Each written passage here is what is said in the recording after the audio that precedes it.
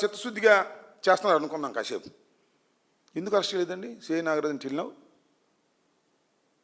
19వ తారీఖున మీరు రిజిస్టర్ చేశారు. ఎక్కడ లేడా? అందుబాటులో లేడా? ఆ ఫారెన్ వెళ్ళిపోయాడా? మీ పోలీస్ స్టేషన్ దగ్గర తిరుగుతున్నాడుగా, మీకు తెలుసుగా ఎక్కడున్నా. ఆయన అరెస్ట్ చేయరా? అరెస్ట్ చేసి విచారిస్తే టోటల్ వాస్తవాలు బయటకు వస్తాయి కదా. అయితే భయం, ఆయన అరెస్ట్ చేస్తేనో విచారిస్తేనో పెద్ద పెద్ద వారి పేర్లన్నీ బయటకు వస్తాయని భయపడుతున్నారా లేదా?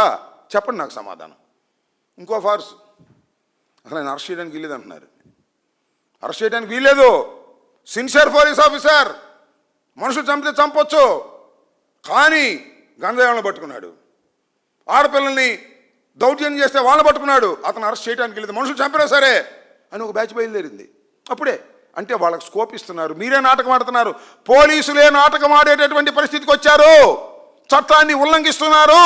ఇది అన్యాయం, ఇది సమాజానికి ప్రమాదకరమైనటువంటి సంఘటన. తక్షణమే మీరు అతను అరెస్ట్ చేయాలి, విచారించాలి.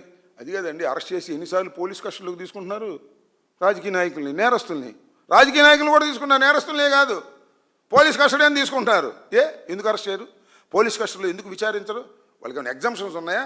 మీరే విచారిస్తున్నారు కాబట్టి పోలీసు వారికి చట్టాలు వర్తించవనేటువంటి భావనతో ఇవాళ మీరు ప్రయత్నం చేస్తున్నారు. ఇది చాలా దుర్మార్గమైనటువంటి అంశం. అంతేకాదు, సాయికృష్ణ కేసుతో పాటు క్రాంతి కుమార్ కేసు 21వ తారీఖున మే 27వ తారీఖున చనిపోయాడు, ఆత్మహత్య చేసుకున్నాడు. ఇది మే 23వ తారీఖున సాయికృష్ణ చనిపోయాడనే ఆరోపణ ఉంది. ఏం చేశారు? కేసు కట్టారు 27వ తారీఖునే, అనుమానాస్పద మృతి అని కట్టారు. ఆ తరువాత వీడియో బయటకు వచ్చింది. వాళ్ళ నాన్న వెళ్ళి రిపోర్ట్ ఇచ్చాడు. ఎందుకు మర్డర్గా మార్చరు? ఎందుకు ఇన్వెస్టిగేషన్ చేయరు? ఎందుకు కోల్డ్ స్టోరేజ్లో పడేశారు?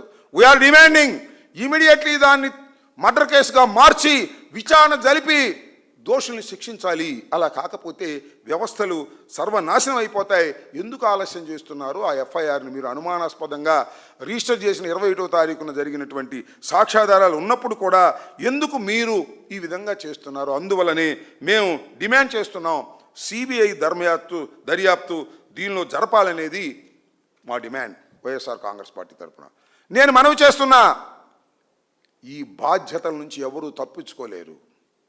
చివరికి ముఖ్యమంత్రి కానీ హోంమంత్రి కానీ వీళ్ళెవ్వరూ కూడా ఈ బాధ్యతల నుంచి తప్పించుకోలేరు. నేరం చేశారు. ఈ నేరానికి బాధ్యత వహించవలసింది ఈ ప్రభుత్వం.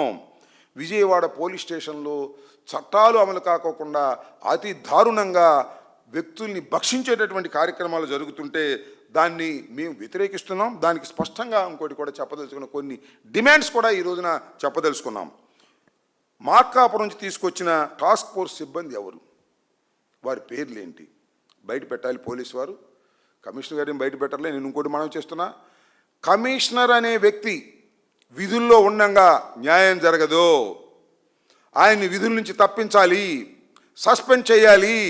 ఆయన ప్రోద్బలంతోనే టాస్క్ ఫోర్స్ వెళ్ళి తీసుకొచ్చిందనేటువంటి అనుమానాలు మాకు ఉన్నాయి, సాక్ష్యాలు కూడా ఉన్నాయి. దానికి టాస్క్ ఫోర్స్ అనేది కమిషనర్ యొక్క ఆదేశాల మేరకు మాత్రమే పనిచేస్తుంది కాబట్టి, దీనిలో కమిషనర్ ఇన్వాల్వ్ అయ్యాడు కాబట్టి కమిషనర్ని విధుల నుంచి తప్పించి సస్పెండ్ చేసి విచారణ కొనసాగిస్తే తప్ప దీనిలో వాస్తవాలు బయటకు రావు.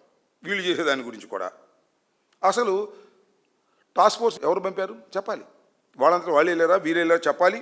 అయితే ఎన్బిడబ్ల్యూ మీద మీరు వెళ్ళి తీసుకొస్తే ఇమీడియట్గా కోర్టులో ప్రొడ్యూస్ చేయవలసిన మీరు ఎందుకు కోర్టులో ప్రొడ్యూస్ చేయలేదు? ఇవన్నిటినీ కూడా దీని మీద వాస్తవాలు బయటికి రావాలి. కాబట్టి సాక్షుల్ని ఆల్రెడీ బెదిరించే కార్యక్రమాలు చేస్తున్నారు. ఈ సాక్షుల్ని బెదిరించే కార్యక్రమాలు ఆపాలి, సాక్షులకి రక్షణ కల్పించాలి, సాయి కృష్ణ కుటుంబానికి రక్షణ కల్పించాలి, అలాగే ఈ క్రాంతి కుమార్ కుటుంబానికి కూడా రక్షణ కల్పించాలి. కాబట్టి తక్షణమే దీని మీద సిబిఐ ఎంక్వైరీ వేయాల్సిందిగా మేము డిమాండ్ చేస్తున్నాం. దీన్ని వ్యవస్థలన్నీ కూడా కుప్పకూలిపోయే విధంగా ఇవాళ రాష్ట్రంలో ఈ ప్రభుత్వం పనిచేస్తుంది. దీన్ని అందరూ వ్యతిరేకించాలని కూడా ఈ సందర్భంగా నేను చెప్పదలుచుకున్నాను.